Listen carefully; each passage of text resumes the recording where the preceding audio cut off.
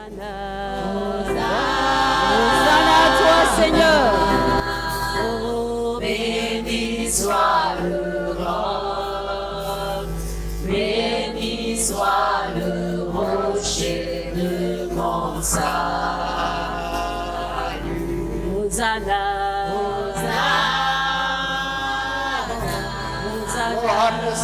Béni soit le roc, béni soit le rocher de mon salut.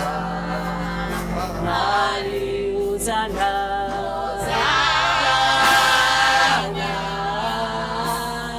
Béni soit le roc, béni soit le rocher de mon salut. Hosanna, Hosanna, Hosanna. Béni soit le roc, béni soit le rocher de mon salut.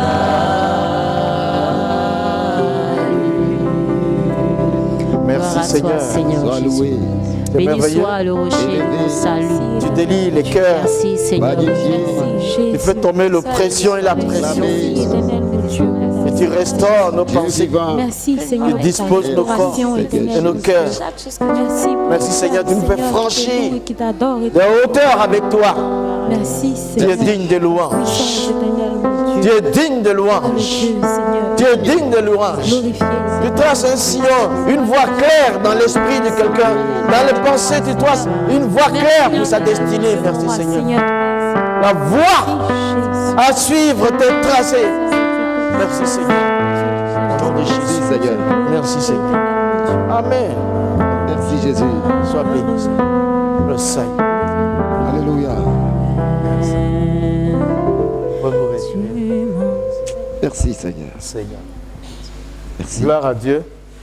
Fais du bien en présence de Dieu, en présence du Seigneur. C'est mieux que en présence d'un chef d'État ou un chef de gouvernement ou un... Non, en présence de Jésus. Sa présence nous apporte tout ce qu'un homme ne peut pas nous donner. C'est tellement merveilleux. C'est très bon, c'est le vrai Dieu ça. C'est celui-là, c'est le vrai Dieu. Amen. Merci. Que le Seigneur vous garde, qu'il vous bénisse en abondance, qu'il élève son nom dans vos vies, manifeste ta puissance, manifeste sa grâce et la profondeur de son amour. Il faut que tu saches que c'est Jésus qui t'aime et que cet amour est sans pareil. Il ne le donne pas comme les autres le donnent. Il s'est livré lui-même pour que nous puissions recevoir, merci Seigneur, du cœur de Dieu, cette profondeur, ce sentiment infaillible, ce sentiment profond d'amour et de grâce, mais de justice aussi. Alléluia. Il est bon. Merci. Alors, nous sommes dans l'année 2 où les messages sont autour du retour de Jésus-Christ. 2018, c'est le retour de Jésus. Et depuis le 31 décembre, nous avons commencé à prêcher le retour de Jésus. Et le dimanche dernier, nous étions sur la première partie. Quel est ton caractère? Jésus revient bientôt. La première partie, c'était dimanche dernier. Quel est ton caractère? Jésus revient bientôt. Deuxième partie, ce dimanche, peut-être la fin. Quel est ton caractère? Jésus revient bientôt. Quel est ton caractère? Jésus va bientôt revenir. Quel est ton caractère? Jésus revient bientôt. Quel est ton caractère? Jésus revient bientôt. Ton caractère, il est comment? Jésus va venir bientôt, il va revenir. Quel est ton caractère? Jésus revient très bientôt. Quel est ton caractère? Quel est ton caractère? Quel est ton caractère? Quel est ton caractère? Jésus va revenir. Quel est ton caractère? Y a-t-il un changement à apporter à ton caractère en fonction de son retour?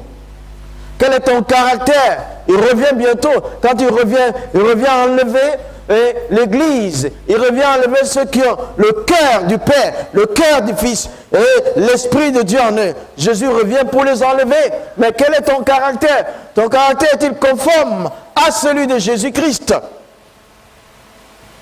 Il faut que tu sois enlevé. Il ne faut pas rester après l'enlèvement. Il ne faut pas rester. Il faut pas, c'est pas une option. Il faut absolument que tu sois enlevé à son retour divin. Où tous les médias seront branchés sur son retour. Les humains ne comprendront pas, comme ils n'ont pas beaucoup compris, qu'il a été lui-même élevé comme ça. Et c'est de la même manière qu'il va revenir. Mais il revient pour chercher son Église. Et l'Église de Jésus-Christ a un caractère. Un caractère. On a dit le dimanche dernier, le caractère c'est le squelette, c'est comme le squelette d'une personne. Ton caractère là, c'est toi, au fond de toi, comme un squelette. Après le squelette, il n'y a rien qui reste de l'être humain. Le caractère, c'est aussi profond, incrusté en toi, comme le squelette y est. Le squelette est là et puis il y a tout qui est greffé dessus. Mais le caractère, ça fait, dans le grec, ça nous donne skelos. Squelette. C'est ton caractère. C'est-à-dire, on a beau faire pour découvrir ton caractère, il faut que tu poses un acte qui va révéler. Parce que le caractère, il influence notre attitude. Il nous donne une identité. Quand quelque chose s'est passé dans une maison de cette manière, on dit certainement, lui, il n'a pas l'habitude. Lui, il ne fait pas ça, mais celui-ci a pu le faire. Donc ton caractère s'impose à toi et te donne une identité, un comportement.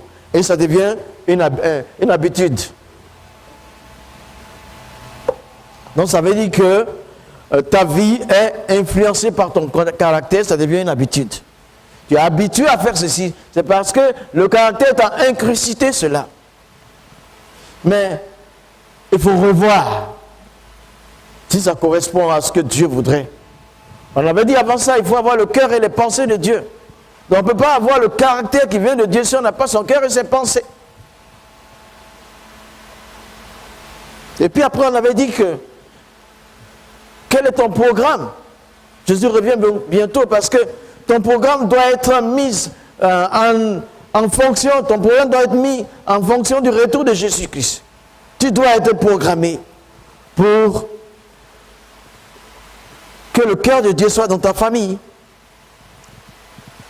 dans ton église et pour tous ceux qui t'entourent. Qu'ils aient le cœur de Dieu, ça le programme au retour de Jésus. Mais après ça, vient ton caractère qui est plus qu'un démon.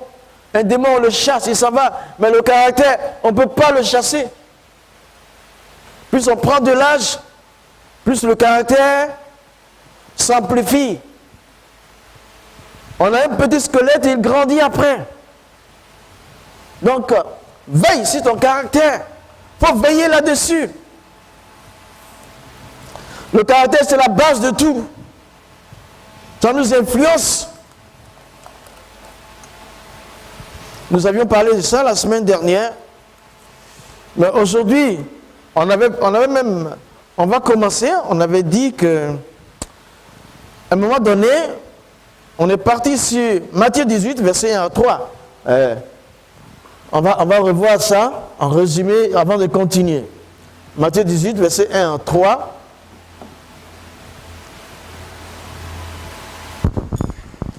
Mariam va lire pour nous. Matthieu 18, verset 1 à 3. En ce moment, les disciples s'approchèrent de Jésus et dirent, qui donc est le plus grand dans le royaume des cieux? Dans le royaume des cieux, Jésus, ayant appelé un petit enfant, le plaça au milieu d'eux, et dit, je vous le dis en vérité, si vous ne vous convertissez, et si vous ne devenez comme les petits enfants, vous n'entrerez pas dans le royaume des cieux. Voilà. On avait le deuxième texte cité la semaine dernière, c'était celui-ci. Jésus est très catégorique devant les disciples. En résumé, il leur dit, il y a deux choses. Convertissez-vous, vous imaginez, après 3 années environ, après il y avait quelque temps que Jésus les avait appelés, ils étaient appelés mais pas vraiment convertis. Donc ils avaient encore leur caractère. Il dit, si vous ne vous convertissez, vous ne pouvez pas. Jésus dit que celui qui n'est pas converti ne peut avoir le royaume des cieux. Ça veut dire que si tu n'es pas converti, tu ne peux pas atteindre, tu ne peux pas être enlevé. Alors, la conversion change le caractère. Après, il dit dans ce texte qu'il faut être comme un petit enfant pour entrer au ciel.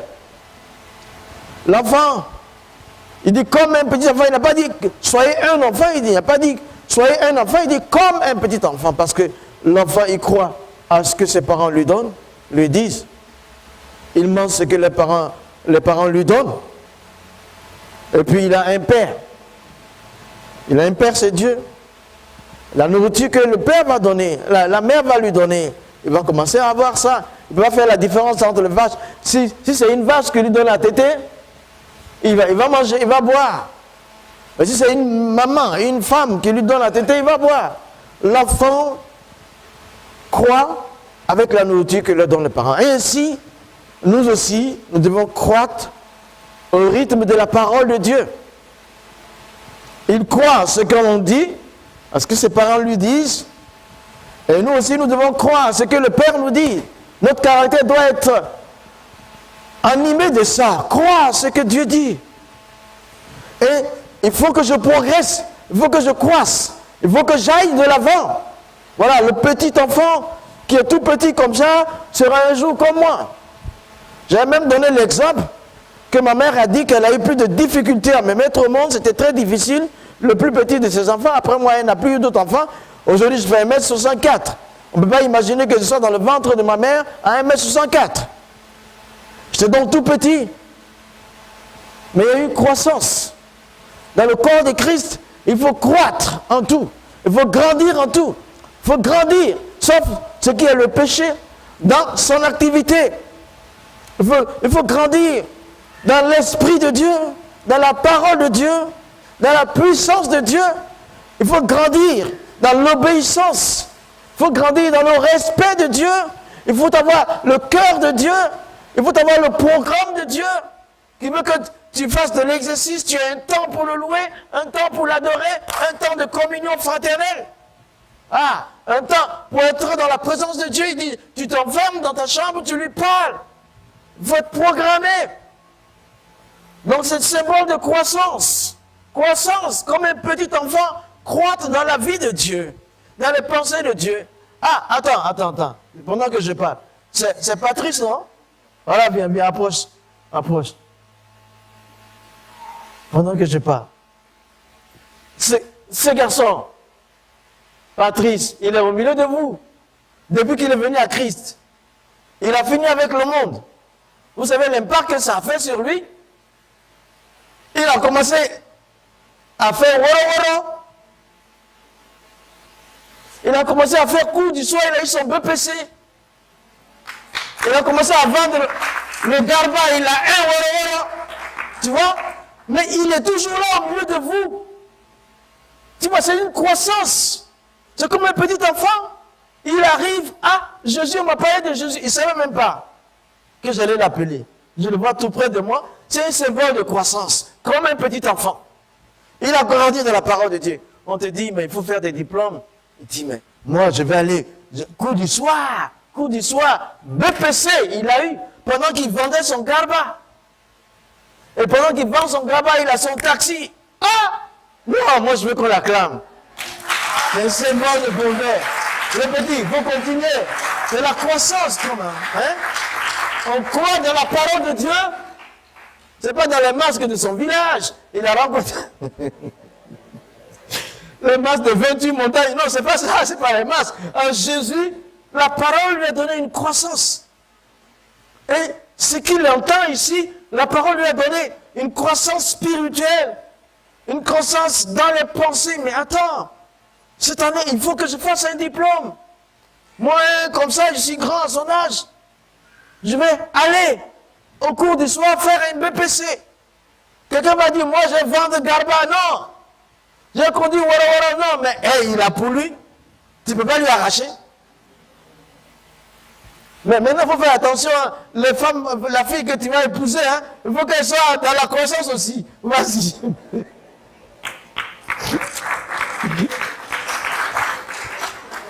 Il faut que ce soit équilibré, quoi, la vie. La vie doit être équilibrée. Spirituellement, tu craches du feu, socialement, tu es en bas. Non, ça ne marche pas. Moi, je ne suis pas d'accord.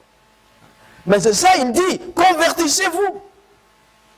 Jésus dit, si vous ne vous convertissez, si vous ne devenez comme un enfant, il n'y a pas de place pour vous dans le royaume des cieux. Conversion. C'est ça. Parce que là, le caractère est donné. Ton caractère change. Et puis, il vient t'enlever.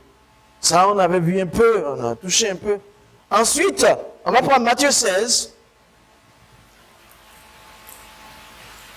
C'est la suite. Matthieu 16, versets 1 à 3. Les pharisiens et les sadducéens. Ouais, les sadducéens, les pharisiens, j'avais largement parlé de ça. On y va. Abordèrent Jésus. Et pour l'éprouver, lui demandèrent de leur faire voir un signe venant du ciel. Un signe venant du ciel. Jésus leur répondit. Il leur répondit. Le soir, vous dites. Il fera beau. Car le ciel est rouge. Et le matin, il y aura de l'orage aujourd'hui. Car le ciel est d'un rouge sombre. Vous savez discerner l'aspect du ciel. Vous savez discerner l'aspect du ciel. Et vous ne pouvez discerner les signes des temps. Merci. Tu vois? Il y a ce qui est éphémère, qui nous arrange, on arrive à discerner. Oh, je vais prendre mon parapluie aujourd'hui. Oh, il ne fait pas beau temps. Tous les temps sont beaux pour le Seigneur. Et il dit, il ne fait pas beau temps. Toi, tu as un temps qui est beau pour toi. Le souffle de vie, il est toujours bon, tu l'as. On peut discerner. On peut voir ce qui nous arrange. Il va pleuvoir et tout. Mais Jésus s'étonne, il dit, mais comment vous ne pouvez pas discerner les signes des derniers temps? Dans le caractère de quelqu'un qui évolue dans ton caractère, tu sais discerner ce qu'il faut pour manger, mais où tu vas passer l'éternité? Quand tu regardes la télé, quand tu regardes les nouvelles, quand tu regardes comment la vie s'en va, tu peux discerner que nous sommes dans la fin des temps. Et par rapport à la fin des temps, tu vas donc travailler comme à la fin des temps. Tu vas éduquer tes enfants comme à la fin des temps. Tu vas te marier comme sachant que les temps vont bientôt finir. Tu vas garder ton argent comme sachant que les temps vont finir. Tu vas investir pour le ciel plus que sur la terre. Quand tu parles aux gens, attention, ma vie peut s'arrêter. Il faut que j'ai l'habitude de dire des choses que Dieu veut que je dise. C'est avec le chrétien que quand tu entends des verbes, tu es dépassé. On ne parle pas comme si nous vivons la fin des temps, on ne discerne pas. Hein? Quand les femmes, excusez-moi, ont une poitrine et se disent qu'elles sont des hommes. Quand les hommes qui sont plats, ils disent, mais il y avait un blanc là, un Français, sur un plateau de télévision. On lui dit, mais vous êtes un homme. Il est barbu, hein? Vous êtes un homme. C'est vous qui regardez mon aspect et vous dites que je suis un homme. Je suis celui que je veux. Hein? Et le gars dit, non, il slice. Il ment. Vous êtes un homme. Nous savons que vous êtes un homme. Il dit, moi, je ne suis pas obligé de croire que je suis un homme.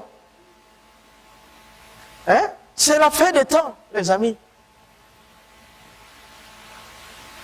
Ou à l'école, c'est la fin des temps. Et il faut donc savoir aussi, en cette fin de temps, quel est l'enseignement que je reçois pour mon âme, pour la fin des temps. Quel enseignement que je reçois? Il faut recevoir l'enseignement biblique qui fait de toi une force tranquille. Une puissance qui vide le royaume des ténèbres pour remplir le royaume de Dieu. C'est le temps de savoir quelle nourriture manger. Moi, avant, je mangeais foutou à minuit, sauce graine. Quand tu envoies foutou, sauce graine à minuit, je mange bien et puis le matin, je suis bien en forme. Maintenant, je sais que je suis avancé, c'est la fin de temps. Ah! Sauce graine, je mange une fois tous les 6 mois peut-être. Parce que c'est gras. Je n'ai plus l'âge de manger ces choses-là. Mais dans la vie courante, nous vivons tous les jours, sache que la nourriture spirituelle que tu dois avoir est celle qui t'amène au ciel. C'est l'œuvre de la croix. On n'a pas un Jésus qui soit un supermarché où on presse seulement, viens prendre ton truc, tu t'en vas. Mais Jésus aussi, il te dit, sois comme un petit enfant. Recevons la nourriture qui fasse de nous des forces tranquilles, dans l'humilité, mais puissants dans l'esprit, capables de changer les données d'une situation. Oui, c'est ça. Jésus disait, mais c'est bête. Il dit, mais vous ne lisez pas les signes de temps. Mais tu vas où? Tu marches dans le mur. Tu vas te cogner à la fin de temps et des murailles invisibles. Il faut faire attention. Attention. Attention, c'est la fin des temps, il faut savoir comment marcher. Où est-ce que tu vas? Qu'est-ce que tu dis? Il faut savoir discerner celui qui est en train de te parler là. Il dit je t'aime, je t'aime. Le thème là qu'il dit là, derrière le je t'aime là, est-ce que c'est un je t'aime pour une minute? Ou bien c'est je t'aime qui vient de Dieu, qui va te dire je t'amène devant le maire et puis on fait tout légalement. Les jeunes filles, tous les je t'aime ne sont pas je t'aime. Tous ceux qui disent qu'ils vous aiment ne vous aiment pas. Beaucoup aiment votre corps et le plaisir qu'ils ont programmé pour dire après, ah non, elle est tombée, hein. Celle-là, tu la connais, je me la suis fait. Ah bon? Je t'aime, je t'aime. Qui est derrière? Quel esprit qui est derrière qui parle comme ça? Hein? C'est ça.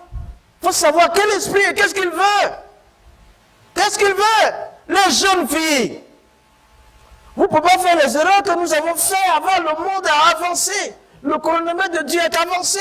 Son retour est proche. Alors ne vous trompez pas. Un enfant, 2 enfants, ça suffit là. Tu ne veux pas un 3e dans. Hein? Non. Ça va là.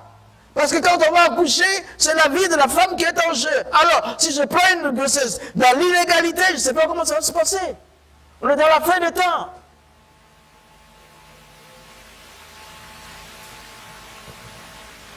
Et vous là, arrêtez de fatiguer les jeunes filles là. Si vous voulez les marier, mariez-les. Si vous ne voulez pas les marier, laissez-les. Aïe. Elles ne sont pas nées à cause de vous. Elles ont de la valeur, non? Est-ce que la fille qui n'a pas de valeur va se trouver dans une maison de Dieu? Il faut aller dans le nightclub.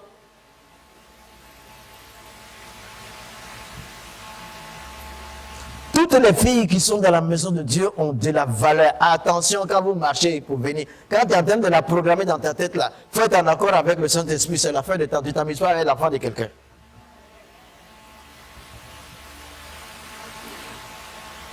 Alors, aujourd'hui, on va entrer dans... On va aller trouver, toujours dans Matthieu, chapitre 16, mais les versets 13 à 20. Dans la fin des temps, il faut savoir, pour ton caractère, il faut avoir le caractère de savoir poser des questions. Quand il faut poser des questions, ne pas poser des questions. Quand il ne faut pas poser des questions, répondre aux questions selon Dieu. Il faut savoir répondre aux questions, il faut savoir poser des questions. Hein? Par exemple, le jeudi en revenant de la Maca, je suis allé où on a été apporter l'évangile, saluer un pasteur. Un pasteur qui, vraiment, moi je le reconnais comme étant un homme de Dieu, qui a perdu son fils aîné de 28 ans dans un accident. Pendant que j'étais devant lui, tous les deux, ils s'étaient mariés. Il a été enterré le jour même de son premier anniversaire de mariage. On était tous les deux en face là. Et puis on a dit, il y a des questions qu'on ne peut pas poser à Dieu. Tu ne peux pas poser cette question à Dieu. Pourquoi est-ce qu'il allait prendre le fils aîné qui vient de se marier après 1 an dans un accident de véhicule? On ne peut pas poser la question à Dieu. On ne peut pas poser la question à Dieu pourquoi David Wilkerson est mort par accident. On ne peut pas poser à Dieu la question. On ne peut pas poser des questions. On peut pas, il est souverain, il fait ce qu'il veut. Mais dans votre caractère, des fois il faut poser des questions. Des fois il faut s'en remettre à Dieu. Il est bon, je te loue pour ce qui s'est passé. Alors, on va prendre Matthieu 16, le verset 13. Jésus, à 20. Jésus, étant arrivé dans le territoire de Césarée de Philippe, demanda à ses disciples, qui dit-on que je suis? Moi, le Fils de l'homme? Ils répondirent. Les uns disent que tu es Jean-Baptiste. Les autres Élie. Les autres Jérémie. Ou l'un des prophètes. Et vous, leur dit-il, qui dites-vous que je suis? Simon Pierre répondit, tu es le Christ, le Fils du Dieu vivant. On peut s'arrêter. Oui, vas-y. Rien encore. Jésus, reprenant la parole, lui dit, tu es heureux, Simon, fils de Jonas. Car ce ne sont pas la chair et le sang qui t'ont révélé cela, mais c'est mon Père qui est dans les cieux. Merci. Voilà ici quelques questions. Il faut savoir poser des questions. On a une petite fille de 3 ans à la maison. Dès qu'elle voit quelque chose de déplacé, pourquoi? Elle dit pas pourquoi, mais elle dit pourquoi ça? Elle dit pourquoi tu as porté ça? Pourquoi tu as mis ça là? Elle pose des questions à tout moment. Est-ce qu'elle veut comprendre? Il y a le temps de poser des questions parce que là, elle est exploratrice. Les enfants passent par le temps d'explorateurs et touchent tout, veulent tout savoir. Elle est en train de tout apprendre. Qu'on lui dise tout. Mais toi, tu es déjà passé, tu es plus que Christophe Colomb déjà. Ici, Jésus est à Césarée de Philippe.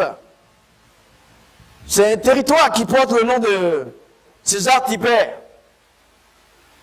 Et c'est, tu vois, c'est pas loin du Liban et c'est pas loin de la source du Jourdain. Vous voyez le contexte déjà.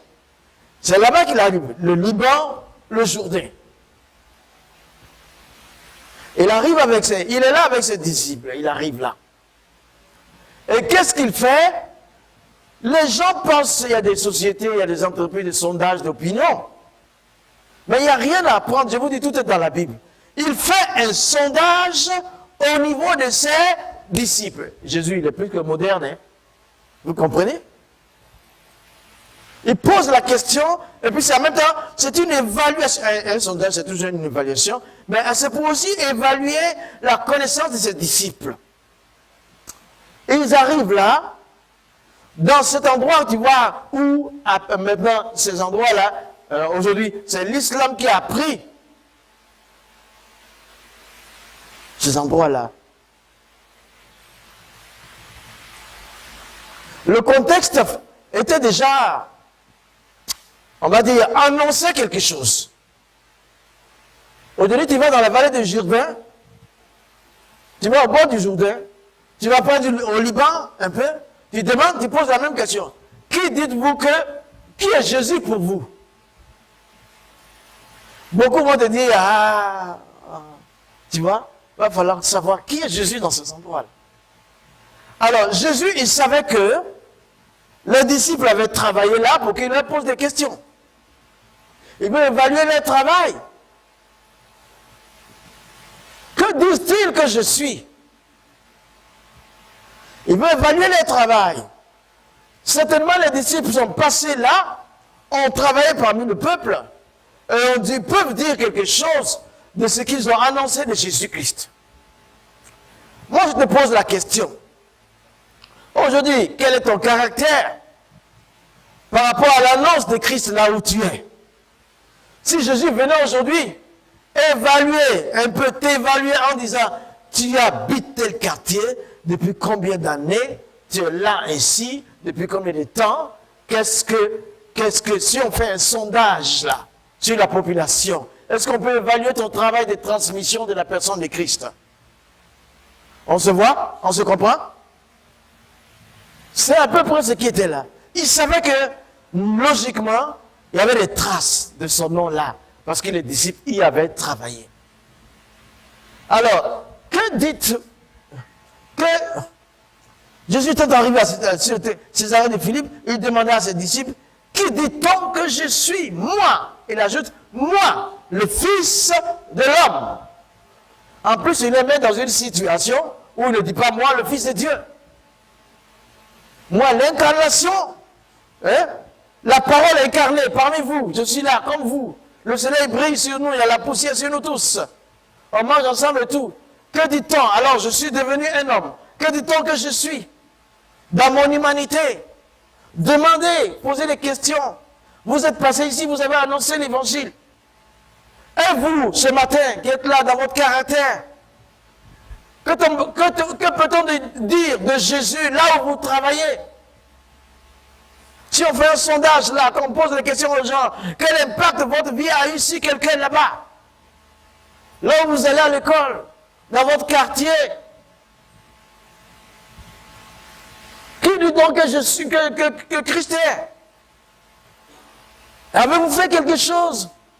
Votre caractère vous est-il poussé à ne pas avoir honte, à ne pas trembler et dire qui Jésus est, là où vous êtes, là où vous habitez, là où vous travaillez, où passez le clair de votre temps?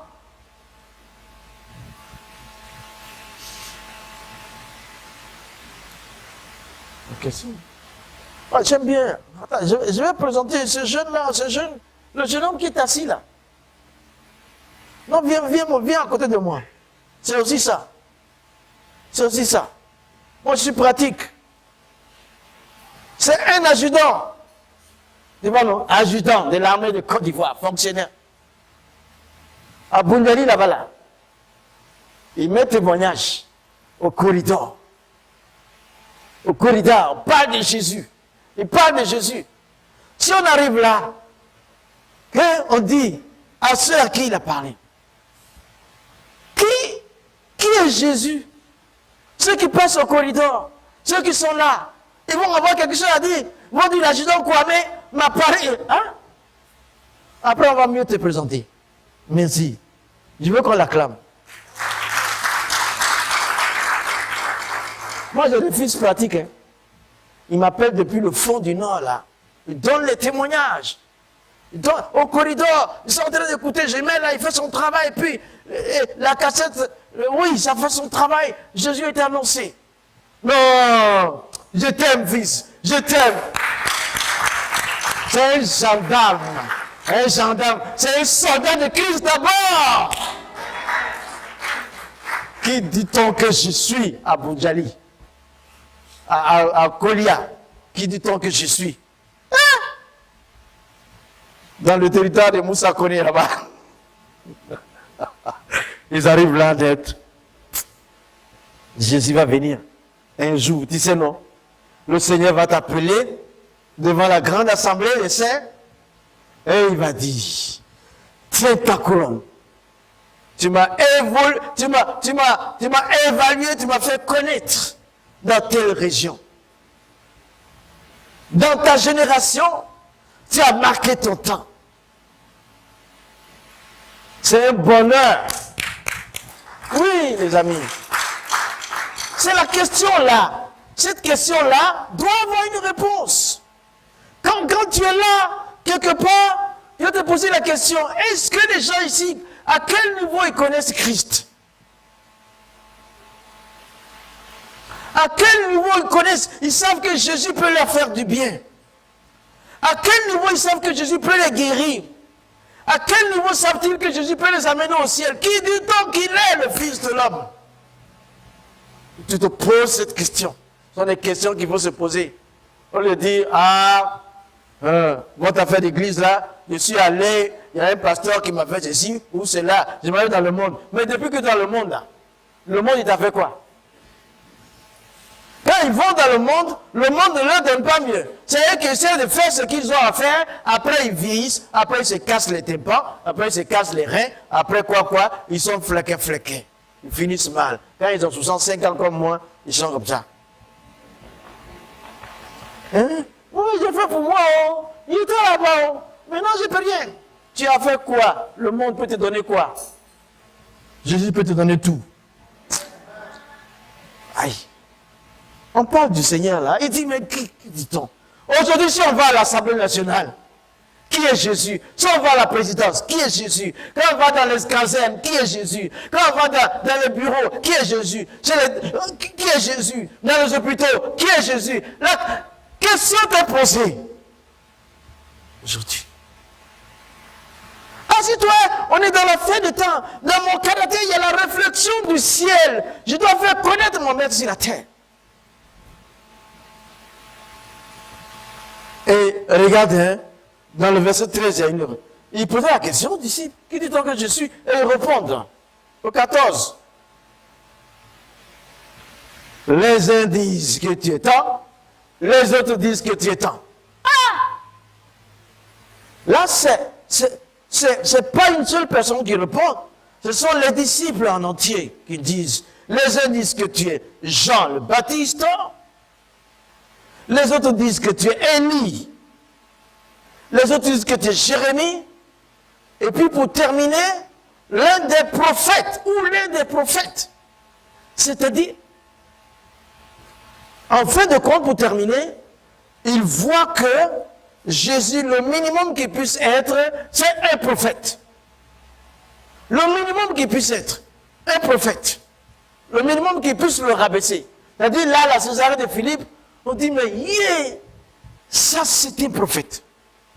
Ce qu'on sait, c'est que c'est un prophète. Attends, ça doit être Jean-Baptiste qui a été décapité? Le dernier de la dernière alliance, de l'ancienne alliance. Parce que tu vois, il voit en Jésus le direct. Tu as fait, il va te dire. Donc, mais il parle comme Jean-Baptiste. Il dit, il met le i sur le point sur le i. Il dit exactement, ouais, tu n'as pas le droit de prendre la femme de ton frère. Il dit, mais c'est Élie, mais c'est le même esprit. Élie dit, aujourd'hui, Élie se lève. Il dit, la foule, il fait la foule comme Jésus faisait la foule. On voit Jésus à la foule avec. Et puis à un moment, l'esprit, Élie est téméraire.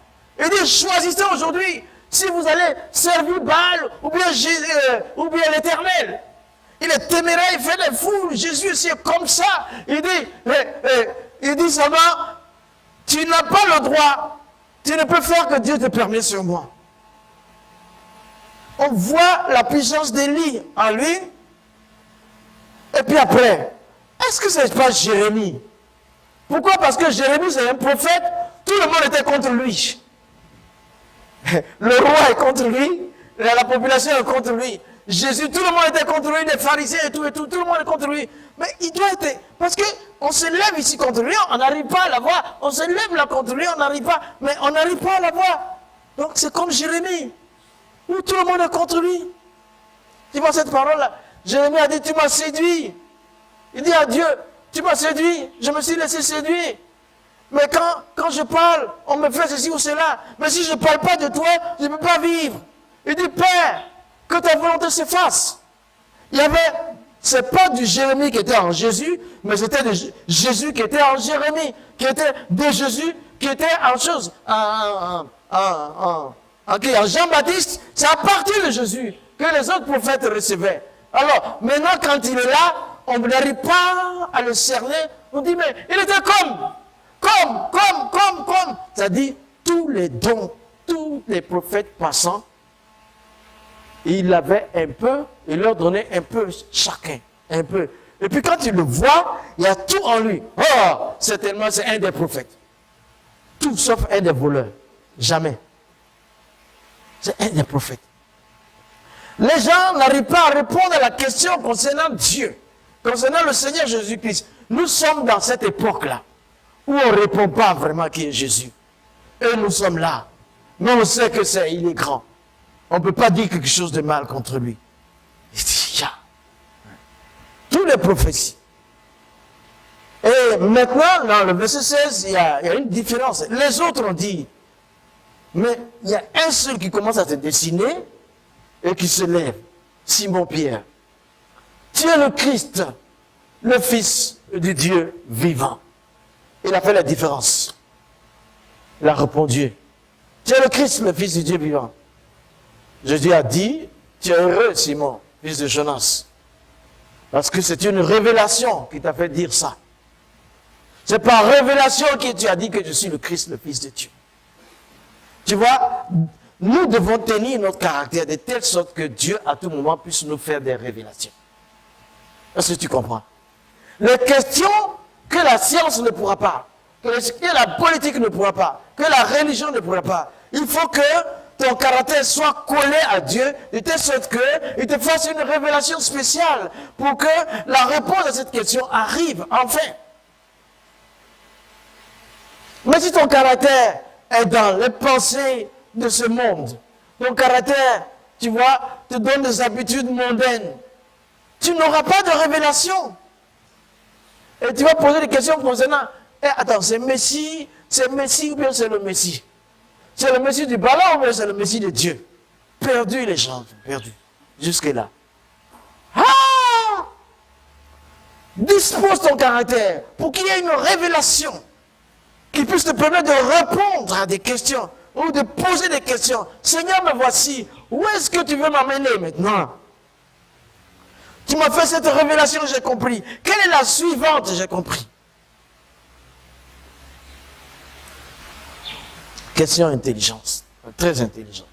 Voilà. Ici, il s'agit d'une question par rapport à Jésus. Le monde doit répondre à cette question-là. Le monde doit répondre à cette question-là. Parce que toi, tu peux lui donner la véritable réponse. Il faut pouvoir se poser des questions concernant Dieu pour avancer, plus que les questions concernant le monde. Alors, on va voir encore. On va voir Matthieu 15. R4.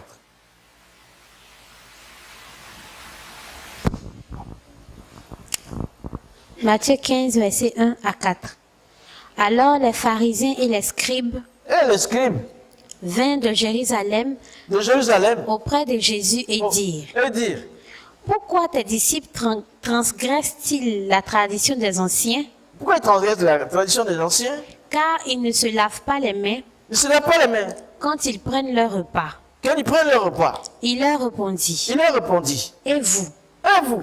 Pourquoi transgressez-vous le commandement de Dieu? Pourquoi transgressez-vous le commandement de Dieu? Au profit de votre tradition. Au profit de votre tradition. Tu vois? Car Dieu a dit. Honore ton père et ta mère. Honore ton père et ta mère. Et celui qui maudira son père ou sa mère, sera puni de mort. Mais vous vous dites.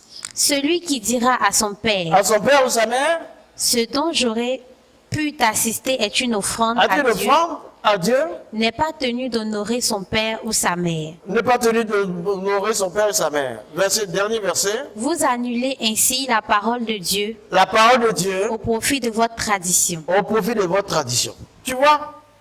Ici, la question qu'ils arrivent. Ils viennent les pharisiens. J'ai dit la dernière fois que les pharisiens, en anglais c'est Pharisees, c'est-à-dire il y a fat aussi, ils sont trop loin, ils ne voient pas. Fat aussi, ils sont trop loin, ils ne voient pas. Ils disent, pourquoi notre tradition dit il faut se laver les mains avant de manger, mais tes disciples transgressent la tradition. Et c'est ça, ils ont réfléchi, ils pensent avoir Jésus avec cette question. Une question traditionnelle. Jésus ne dit pas à ses disciples, ne soyez pas hygiéniques. Mais la façon de laver les mains, là, non, ils ne vont pas faire ça. C'est que la tradition impose. Non. Maintenant, qu'est-ce qu'il veut? Il ne répond pas directement. Vraiment, il faut user de sagesse. Il répond par une question. Il a dit, pourquoi vous transgressez les lois de Dieu en faveur de votre tradition? Là, les gens, ils ne savent plus quoi dire. N'est-ce pas? Ah! Battu même KO à plat. Dagon tombe devant l'Éternel. Pourquoi? Ils ont soulevé la tradition le plus haut possible pour avoir Jésus. Et Jésus leur dit, vous transgressez au travers de votre tradition la loi de Dieu. Pourquoi? C'est terminé. Question intelligente, réponse divine. Les temps derniers sont comme ça. Il faut savoir comment répondre aux questions. Il faut savoir quelles questions poser. Et il y a une jeune fille, la fille d'un pasteur qui a connu une aventure. Il y avait un jeune homme dans l'église. Il a tout fait pour être l'ami de la fille du pasteur. Et quand ils étaient bien ensemble, il envisageait le mariage. Mais ils étaient ensemble d'une manière où, finalement, le jeune homme ne respectait plus le pasteur. Il n'était pas encore marié. C'était en France, hein. Il n'était pas encore marié, mais ils pouvaient aller ensemble tout un week-end. Quand le père est assis, il dit, ma fille, c'est pas comme ça, hein. Elle dit, mais si c'était pas comme ça, vous ne seriez pas mariés si c'était pas bon. C'est parce que c'est bon que moi je suis né de votre relation. Quelle question? Et puis un jour, elles sont en train de causer entre elles, des jeunes filles à l'école là, avec même des filles du monde, à l'université. Il y a une qui dit, mais si tu veux savoir si ton gars il va rester beau quand il va vieillir, parce que les gens sont jeunes comme ça, ils sont bien. Il y en a qui ont plein de cheveux après non plus. Donc la femme elle est déroutée. Des fois c'est comme ça. Il y en a aussi qui ont des cheveux après tout blanchis. Ah. Il y en a aussi qui marchent droit après ils se coupent. Quand on vieillit, est-ce que tu vas toujours l'aimer quand il va vieillir, Les hommes, souvent égoïstes qui sont, ils vont chercher une plus jeune. Alors que toi-même tu es tordu, tu vas chercher une qui est droite. C'est pour aller au tombeau, non? Il faut qu'on se respecte. Respecte encore. Donc la jeune, sa copine lui dit, il faut aller, ton copain là, va chez lui. Son père a quel âge? Son père a plus de 65 ans. Il va avoir peut-être 68, 70 ans. Il dit, il faut aller demander à voir son père. Si son père dans sa vieillesse, il est beau, c'est que ton copain là, quand vous allez vous marier, même quand il sera beau, il sera vieux, il sera beau. Voici des questions. Oh! Mais et ton père, il est là? J'aimerais le connaître. Non, il est à Marseille. On va aller lui rendre visite, non? Et il tient sa photo. Quand elle a regardé la photo du père dans sa vieillesse, il dit, montre-moi une photo de sa jeunesse. Quand il était jeune, il était comme ça. Ah! Métamorphose complète. Et ça veut dire, toi, tu seras comme ça quand tu as vieilli. Oh, j'aimerais pas que tu aies ce côté-là, tu aies ce côté-là. Mais on aurait fait longtemps ensemble. Mais non, je vais vivre avec quelqu'un tout le temps. Raison pour casser l'histoire là. Affaire est terminée. Elle a ses critères qui n'ont rien à voir avec les critères de Dieu. Posez-vous la bonne question. Quand on vous fait une avance, répondez. Tu veux me marier là? C'est pourquoi faire avec moi? Hey! C'est pour faire quel travail? Et puis, quelle vision on aura? Où est-ce qu'on va aller? Quelle occupation on aura? Qu'est-ce qu'on va faire? Hein? Tu dis je t'aime. Tu dis tu m'aimes. Mais c'est pourquoi? C'est pourquoi? C'est pourquoi? Non, il y a quelqu'un qui veut me marier. Quelqu'un qui veut me marier. Et puis ça finit. Tu n'as pas de questions à lui poser.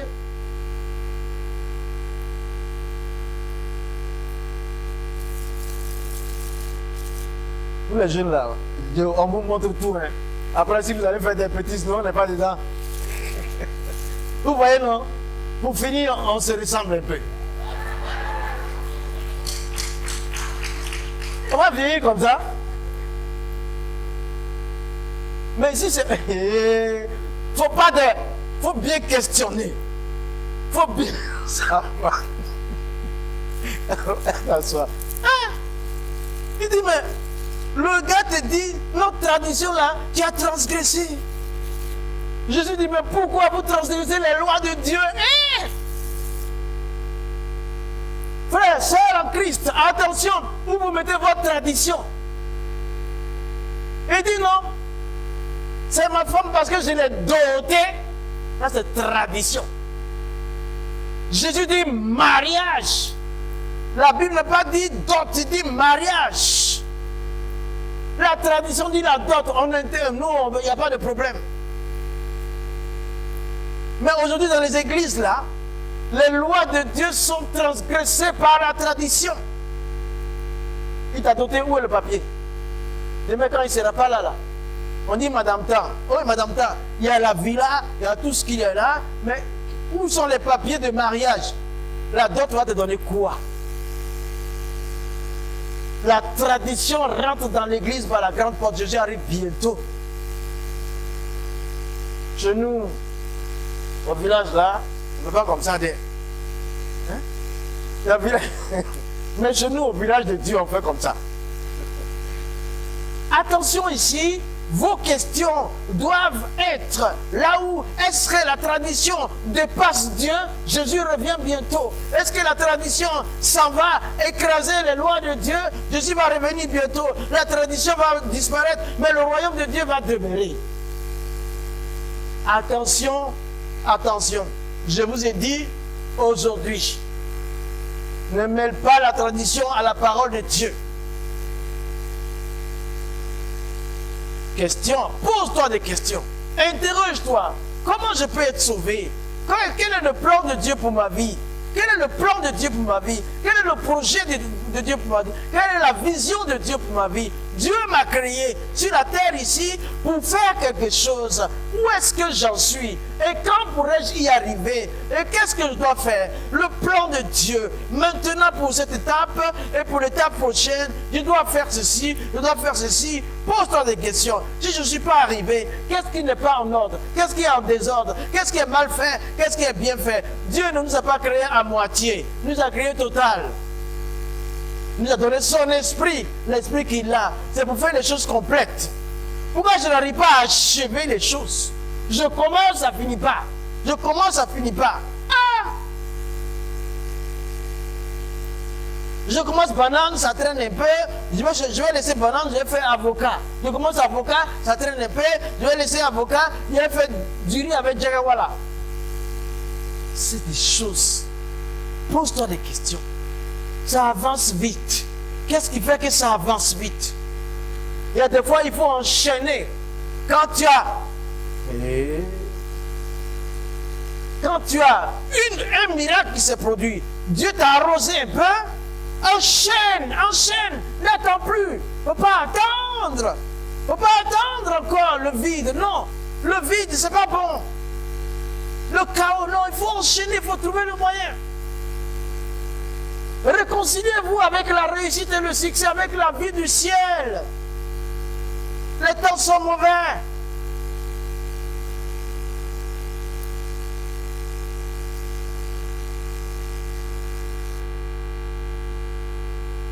Prends Matthieu 22.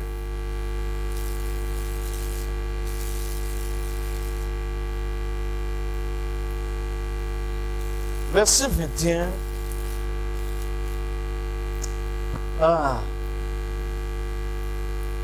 Matthieu 22, verset 21. Bon, si tu veux, commence à 18. Jésus, connaissant leur méchanceté, répondit. Pourquoi me tentez-vous, hypocrite? Attends, va plus loin alors. On va essayer de voir même jusqu'à 2 versets en avant. Verset 16. Ah, d'accord. Ils envoyèrent auprès de lui leurs disciples avec les Hérodiens. Va 15 en même temps. 15. Alors les pharisiens allèrent se consulter sur les moyens de surprendre Jésus par ses propres paroles. Ils envoyèrent auprès de lui leurs disciples avec les Hérodiens. Qui dirent, Maître, nous savons que tu es vrai. Et que tu enseignes la voie de Dieu selon la vérité. Sans t'inquiéter de personne. Car tu ne regardes pas à l'apparence des hommes. Dis-nous donc. Ce qu'il t'ensemble. Est-il permis ou non de payer le tribut à César? Jésus, connaissant leur méchanceté, répondit. Pourquoi me tentez-vous hypocrite? Montrez-moi la monnaie avec laquelle on paye le tribut. Et ils lui présentèrent un denier. Il leur demanda, de qui sont cette effigie et cette inscription? De César. Lui répondit-il. Alors il leur dit. Rendez donc à César ce qui est à César. Et à Dieu ce qui est à Dieu. Étonnés de ce qu'ils entendaient, ils le quittèrent et s'en allèrent. Shalom, ils vont partir. Comme ils sont venus. Mais regarde comment ils sont bizarres. Ils arrivent en disant, nous savons que tu es le maître, que tu enseignes la voie de Dieu. Nous savons que tu enseignes la voie de Dieu. Ils savent que Jésus enseigne la voie de Dieu et ils s'opposent à lui. Donc vous enseignez la voie du diable. Là, la même chose déjà condamnée. Quand vous lisez la Bible, demandez au Seigneur de vous révéler. Ils envoyaient auprès de lui leurs disciples avec des Hérodiens qui dirent Maître. Déjà en disant Maître, c'est qu'il est au-dessus de vous. Alors quand il dit Maître, quand il est Maître, alors ça veut dire qu'il connaît plus que toi. Tu dois soumettre ton autorité à lui. Alors, maintenant, la question que tu dois lui poser, ça doit être très très bon. Il ne faut plus le défier. Parce que c'est lui qui est ton patron maintenant là. Nous savons que tu es vrai. En toi, il n'y a pas d'hypocrisie. Alors sois vrai en face de lui. Pose-lui une question véritable, de vérité. Une question de vérité. Une question qui retrace ton caractère. Mais qu'est-ce qu'ils ont fait ici? Ils ont fait l'hypocrite face à la vérité. Tu enseignes les voies de Dieu selon la vérité. Sans t'inquiéter de personne. Il ne fait pas acception de personne.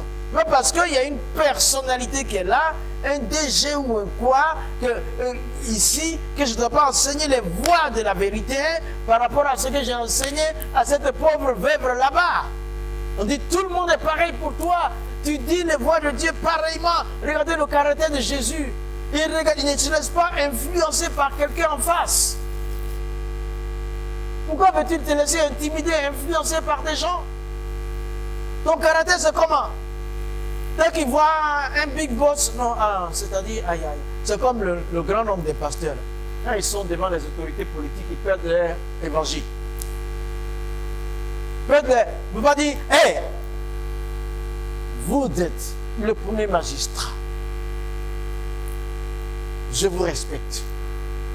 Le Dieu qui est au-dessus de tout, sa parole déclare que vous ne devez pas faire ceci, vous devez faire cela. Ils ne le font pas. Est-ce que, monsieur le président ou monsieur le directeur, je suis docteur en Fafouillard, Je demande que vous me preniez pour être votre conseiller spirituel. De dire la vérité. Vous savez, les voix de Dieu, c'est dans la vérité. Ne t'inquiète de personne. Tu ne regardes pas l'apparence de l'homme. Oh! L'apparence est trompeuse. Et puis, maintenant, la question, est-ce que nous devons payer l'impôt à César? Tu vois cette question-là? C'est une question qui va amener Jésus à la prison. Qui l'amène à se rebeller contre Dieu. C'est comme des fois, les musulmans, quand je les croise, on parle, à ton avis, est-ce que Mohamed était un prophète? Monsieur le pasteur, Mohamed était un prophète.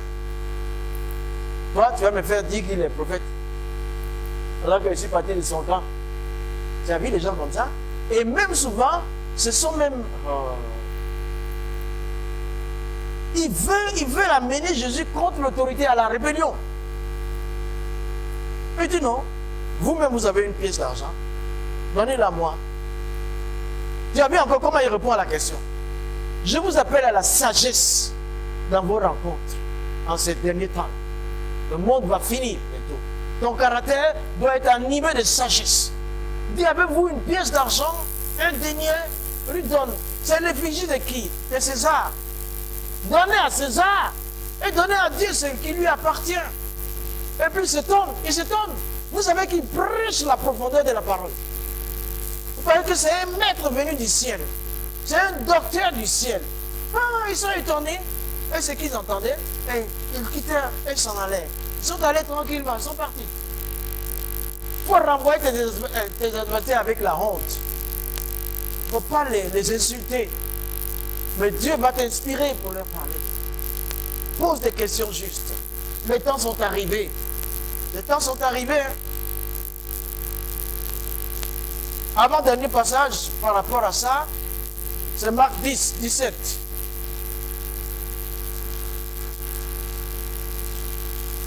Quand on te piège seulement, tu tombes dedans. Ta parole, tu vas juste contre Dieu en même temps, non. Il faut leur créer des situations difficiles. Marc 10, verset 17. Comme Jésus se mettait en chemin, un homme accourut et se jetant à genoux devant lui. Bon maître, lui demanda-t-il, que dois-je faire pour hériter la vie éternelle? Jésus lui dit, pourquoi m'appelles-tu bon? Il n'y a de bon que Dieu seul. Est-ce que vous voyez? À cette question que Jésus pose, il y a toutes les réponses dedans. Lui, il est riche. Qu'est-ce que... Maintenant, il sent, tu as vu, l'Ecclésiaste dit que Dieu a mis dans l'homme l'éternité, le dessein de l'éternité dans le cœur. Maintenant que j'ai de l'argent, maintenant que je suis riche, je sais qu'il y a la mort. Est-ce que je vais aller au ciel? Tu vois? Tout en voyant Jésus à l'œuvre, il interpelle les gens. Moi, je t'invite ici à fonctionner de telle sorte que quand quelqu'un te voit, il se demande, mais comment lui fait pour marcher comme ça? Qui est véritablement son Dieu? Ça, j'ai rappelé aux gens mardi soir, jeudi matin, à la Maca. On a fait action de grâce. Je leur ai montré la grande cour de la prison où j'étais là. Un jour, je passe par là, je vais au parloir, parce que j'ai un visiteur. Il y a des jeunes, des prisonniers, la cour est vaste. Au fur et à mesure que j'avance vers le centre de la cour, les gens viennent vers moi. Ils viennent vers moi, jusqu'à ce qu'ils m'entourent. Ils m'entourent, quelles questions ils vont me poser? Le papa sage, avec les cheveux blancs, mais toujours papa. Papa sage. Qu'est-ce qu'ils ont vu en moi comme sagesse? Il était dans la prison depuis 15 jours, prisonnier comme eux. Et puis, je ne me comportais pas comme les autres prisonniers. Je suis là, je suis prisonnier, je suis en prison, enfermé. C'est lui 311. Troisième étage, enfermé. À 20h, on ferme les portes. Les barreaux, tu es prisonnier. On rentre facilement, mais pour sortir, vous passez par plusieurs procédures. Je suis prisonnier comme vous. Et je marche. Je m'en vais. D'autres prisonniers viennent autour de moi. Ils sont près de 70. Et la question qu'ils me posent, papa sage, parle-nous. Est-ce que tu peux nous parler de ton Dieu? Oh. Mais c'est fini, non? Qu'est-ce qui a fait que ceux-là, ils savent que j'ai un Dieu qui est différent et qui vit à moi dans la prison? Que la liberté que Dieu me donne, mon Dieu n'est pas prisonnier. La parole de Dieu que je vis n'est pas prisonnière. Le Saint-Esprit à moi n'est pas prisonnier. Et je marche, j'arrive au centre de la grande cour, de la maison d'arrêt et de correction d'Abidjan. D'autres prisonniers disent, parle-nous de ton Dieu. Et il y en a un ici, un soldat qui a dit un jour, quand tu marches, je vois la liberté en toi. Mes amis, c'est le bon Dieu là. Il faut que tu interpelles. Il faut que quelqu'un soit interpellé. Ton caractère doit interpeller quelqu'un. Je veux marcher avec ton Dieu. Comment tu fais? C'est l'évangile du caractère. L'évangile du caractère. Tu as la bouche fermée. Les actes que tu poses interpellent, montrent le royaume des cieux. Est-ce qu'on peut compter sur toi? Est-ce que Jésus peut compter sur toi? Ce matin-là, en vérité, en vérité, sinon, il arrive bientôt.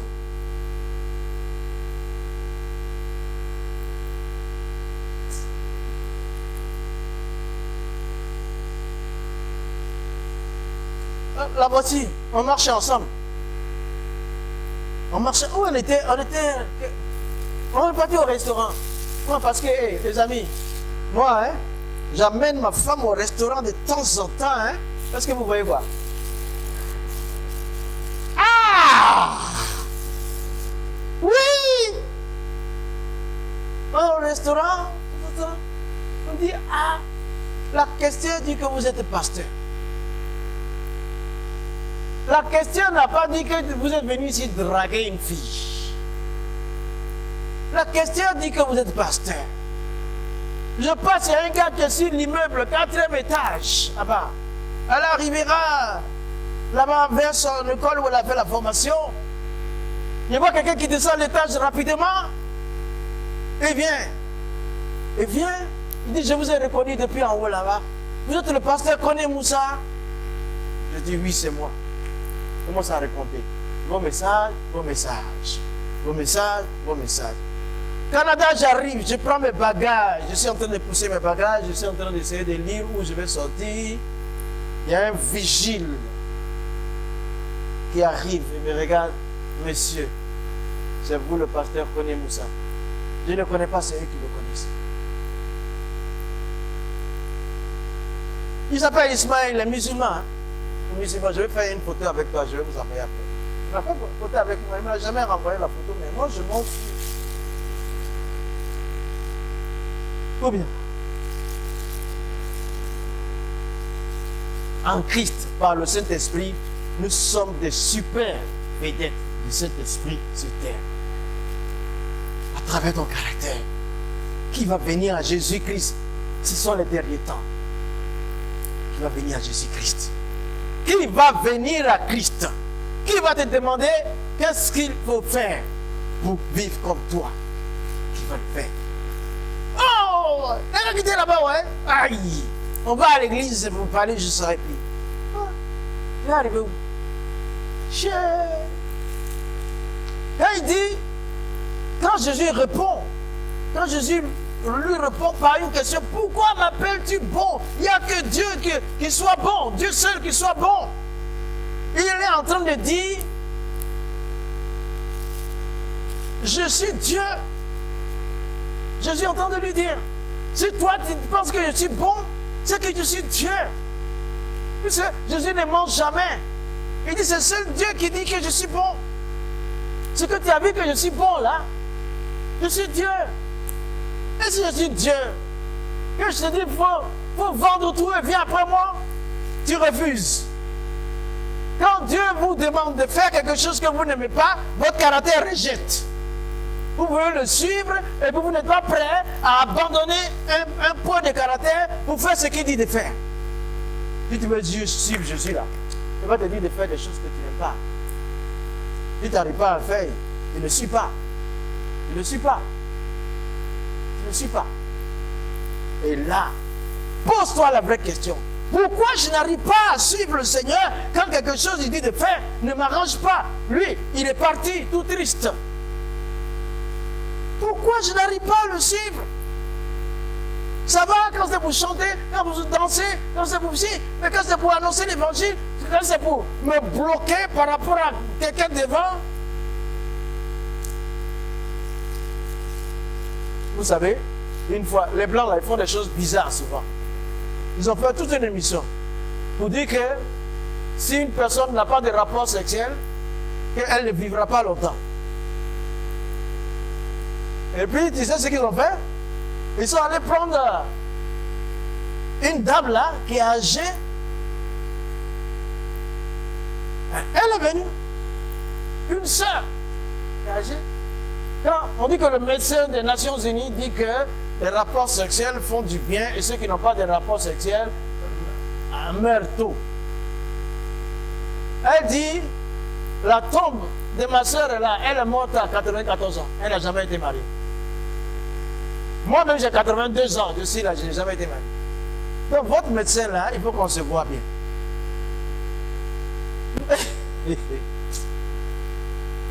Dieu dit, garde ton corps.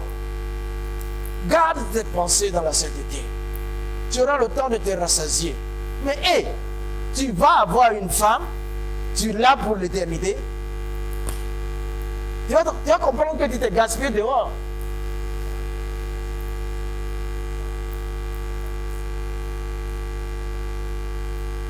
Là, ce n'est pas une conférence. Ce n'est pas une conférence. C'est ça. C'est ça. Donc, Dieu dit, reste tranquille quand tu t'es marié, tu vas avoir. La Samaritaine, elle avait 1, 2, 3.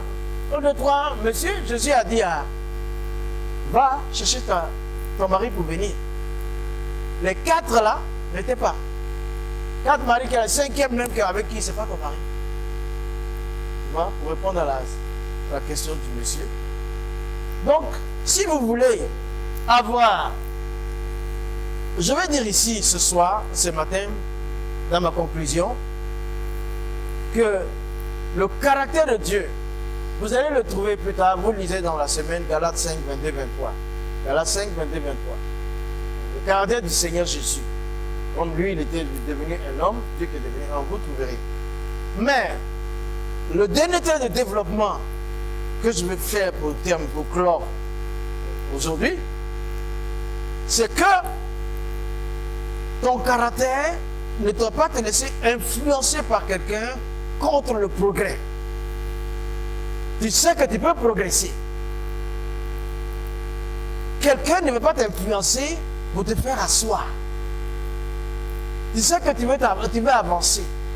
Même une maladie ne te laisse pas influencer par une maladie. Allez. On a vu le gars qui était paralysé, qui n'a pas de bras ni de mains. Mais aujourd'hui, il a même des jumeaux. Il a un sexe, il n'a pas de bras, il n'a pas de mains. C'est un évangéliste. Ne te laisse pas influencer ni par la maladie, ni par une situation difficile par rapport à ton progrès social et spirituel. Ne vis pas si quelque chose où l'on te dit que toi, tu ne vas jamais réussir. Non. Tu ne vas jamais réussir. Non, ne vis pas sur ça. Et n'aie pas peur d'échouer une fois. Quand on entreprend, on échoue. Mais le premier échec, n'aie jamais peur d'échouer. Quand tu as échoué une fois, tu dis, tu te poses la question, pourquoi j'ai échoué? Qu'est-ce qui a fait que j'ai échoué?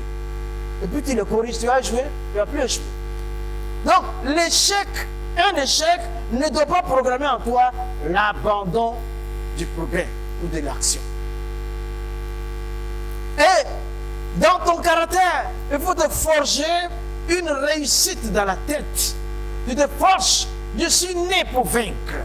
Je suis né, je dois avoir faim de la victoire. Je dois avoir faim de la sanctification.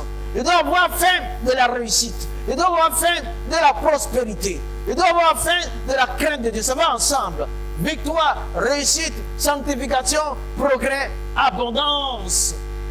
Vie abondante. Abondance sociale, vie abondance par Jésus. Programme-toi. Programme-toi. Programme-toi. Programme-toi. Ne te limite pas ni par l'âge, ni par les conditions difficiles. Il ne faut pas te limiter par l'âge, ni par les conditions difficiles. C'est un passage qui ne doit pas créer de désespoir, mais ça doit créer l'espoir. L'âge avancé, les conditions difficiles ne sont pas un frein à la vie spirituelle ni au progrès social. Ce sont des étapes pour donner une victoire incessante. Regardez-moi. Je ne peux pas faire quelque chose. Je suis assis, je m'assois, je dis que j'allume mon portable. Je connais si Internet, c'est fini. Voilà un pasteur là-bas qui m'appelle du Gabon. Il dit, voilà une dame musulmane. Il m'envoie vers. Elle dit, le pasteur, je vais dire son nom, le pasteur Francis Badinga m'a envoyé vers vous. Parce que vous pouvez répondre à mes questions. Mais voilà, je vous dis, je suis musulmane. Mais quand je prie au nom de Jésus, je suis exaucé. Ne sommes-nous pas des centaines de milliers d'anciens musulmans dans le monde? Pourquoi l'envoie-t-il vers moi? À cause de Dieu, parce que j'ai compris que ma situation difficile dans le temps ne pouvait m'empêcher du progrès. J'ai compris que même que je sois aveugle dans le temps, la vie n'est pas terminée. J'ai compris que même si je n'ai pas pu poursuivre les études peuvent me poursuivre. Et ça continue. Des neveux qui ne savent pas où j'habite. La nièce que j'ai allaitée avec le biberon. La souffrance du temps présent ne saurait mettre un frein à ta vie de progrès. Regarde de l'avant. Le ciel n'est pas brisé. Le soleil brille toujours. La pluie tombe. Tu as la vie. Tu as mal d'un côté, c'est normal. Mais la réussite est plus que l'échec présent. Chaque journée, quand tu te lèves, la réussite vient vers toi et l'échec est derrière. Et la réussite dit, si il n'accepte pas de réussir, alors je me positionne. Mais si il attrape la réussite, je suis vaincu. Saisis la réussite en Jésus-Christ. C'est lui qui t'avance. N'aie pas peur. N'aie pas peur. N'aie pas peur de commencer les choses. N'aie pas peur de commencer à faire. N'aie pas peur de commencer où on n'a pas commencé. N'aie pas peur de recommencer quand tu as déjà échoué. Est-ce qu'on se comprend? Là, c'est un caractère divin que Dieu met en toi. Téméraire pour le progrès, pour l'avance, pour l'avancement, pour la réussite, pour le ciel. Et quand tu vas faire ça, le ciel te viendra en aide par son Fils Jésus-Christ. Et les gens diront, juste peu d'années, et puis il est devenu comme ça. Moi, je prêche ce que je vis, hein, vous le savez. Non, je ne fabrique pas, bien, je ne copie pas quelque part pour vous dire. Je prêche ce que je vis. Là où je suis, mon Dieu ne m'a pas mis derrière, il m'a mis devant. C'est la vérité, c'est lui qui me met devant. Parce que j'ai compris sa parole, j'ai compris sa nouvelle, j'ai compris qu'il donne toujours l'espoir et jamais désespoir, qu'il assiste et qu'il n'abandonne jamais. Oui. Le petit Patrice, tu peux faire Gaba aujourd'hui?